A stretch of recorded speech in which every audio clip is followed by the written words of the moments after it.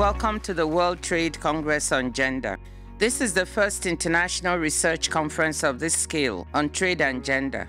Researchers from around the world are set to present their latest findings on how global gender equality can make trade a stronger instrument for helping economies recover from the polycrisis of the pandemic, the war in Ukraine, high energy and food prices, and climate change, all of which have made already wide gender gaps worse.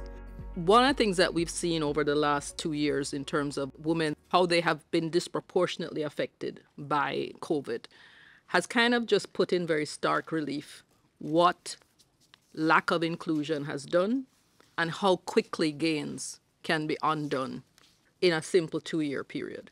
We have to be more proactive and deliberate about putting in place women's policies that help women in international trade, policies that enable women to access finance, policies that actually support the inclusion of women in global value chains. Our estimates suggest that men currently are in exporting activity disproportionately. So of all the full-time jobs that directly and are indirectly supported by exports, 40% are held by women and 60% are held by men.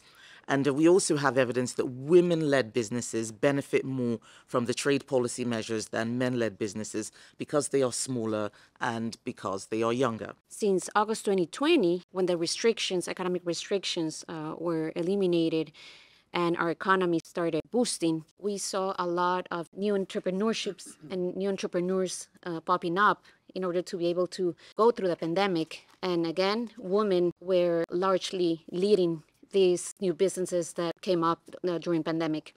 What we see in trade agreements so far is mainly aspirational. It's mainly sort of highlighting something that we want to see happen, not necessarily something that will happen because of the way it's crafted. These provisions are not necessarily binding on the parties. They don't necessarily lead us to a certain outcome. Women should be involved in the entire trade policy value chain, and also identification of the priorities for trade negotiations, and not only be informed, but be involved. There are issues of labor constraints, especially for women in the informal cross-border trade. We realize that they face a lot of harassment at the borders because they are not aware of trade information, rules and procedures that they are supposed to go through. And so usually custom officials take advantage of them. Some of them extort money from them. Some of them even harass them sexually. We find that the trade liberalization causes more women to participate in the labor markets, and then also leads to more women to reallocate to the service sectors where wages are higher. We find that the women entrepreneurial exporters are go-getters, they're energetic, they're tough, and they're determined to succeed.